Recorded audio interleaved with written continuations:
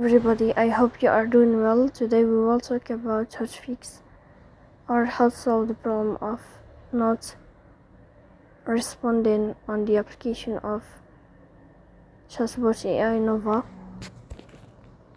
You click on settings.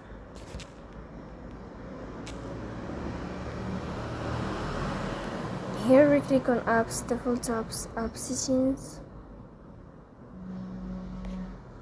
On above we search about Chatbot AI Nova.